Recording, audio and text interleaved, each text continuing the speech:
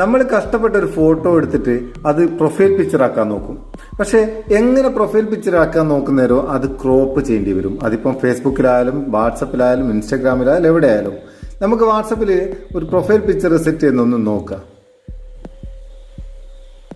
Profile picture എടുത്തിട്ട് ഈ photo ഞാൻ ക്യാമറയിൽ എടുത്തൊരു ഫോട്ടോ, ഇതെനിക്ക് പ്രൊഫൈൽ പിക്ചർ ആക്കി വെക്കണമെങ്കിൽ ക്രോപ്പ് ചെയ്യണം. ഇതിന്റെ കുറച്ച് ഭാഗം ഇതാ നടുക്കുന്നോ എവിടുന്നെങ്കിലും കുറച്ച് ഭാഗം മാത്രമാണ് നമുക്ക് പ്രൊഫൈലാക്കാൻ പറ്റും. ഈ ഫോട്ടോ നമുക്ക് ഫുള്ളായിട്ട് ഒന്നും നഷ്ടപ്പെടാണ്ട് ഫുള്ളായിട്ട് അതുപോലെ തന്നെ പ്രൊഫൈലാക്കണം. അതിനെന്ത് ചെയ്യണം? അതിന് ഡീഫാൾട്ടായിട്ട് ഈ പറഞ്ഞ ആപ്ലിക്കേഷൻസിലൊന്നും ഓപ്ഷൻസ് ഇല്ല. അതിന് നമ്മൾ എക്സ്ട്രാ ആപ്ലിക്കേഷൻ ഉപയോഗിക്കണം. നോ ക്രോപ്പ് എന്ന് പറയുന്ന ഒരു ആപ്ലിക്കേഷൻ ആണ് ഇതിന് നമ്മൾ ഇവിടെ ഉപയോഗിക്കുന്നത്. ഈ നോ ക്രോപ്പ് ആപ്ലിക്കേഷൻ ഓപ്പൺ ചെയ്തിട്ട് ലിങ്ക് ഡിസ്ക്രിപ്ഷനിലുണ്ട്, അവിടെ നിന്ന് ഡൗൺലോഡ് ചെയ്യാം.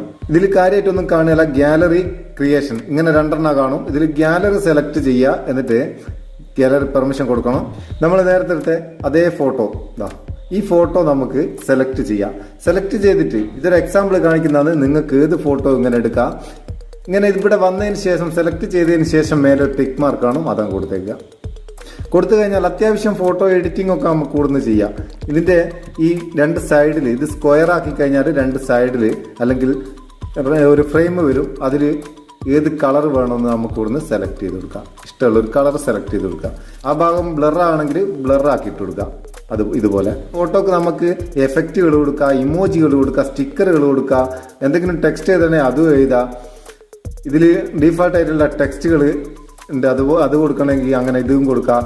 ഇഷ്ടമുള്ള പോലെ നമുക്ക് ആവശ്യമുള്ള എഡിറ്റിംഗ് ഒക്കെ ചെയ്തതിന് ശേഷം ഇവിടെ ടിക്ക് മാർക്ക് കൊടുക്കുക. മേലെ ഒരു ടിക്ക് മാർക്ക് ഉണ്ട്, അത് കൊടുത്തേക്കുക.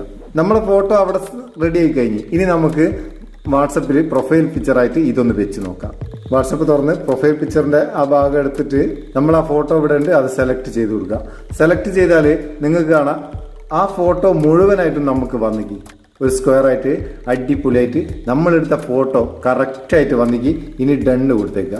ഡണ്ണ് കൊടുത്താൽ ആ ഫോട്ടോ ഇവിടെ സെറ്റായി, പ്രൊഫൈൽ ഫോട്ടോ സെറ്റായി. ഇതുപോലെ നിങ്ങൾ ക്യാമറയിൽ എടുക്കുന്ന ഏതൊരു ഫോട്ടോവും അടിപൊളിയായിട്ട് അതേപോലെ തന്നെ തീരെ ക്രോപ്പ് ചെയ്യാണ്ട് വെക്കാൻ പറ്റിയ നല്ലൊരു ഓപ്ഷനാണ്.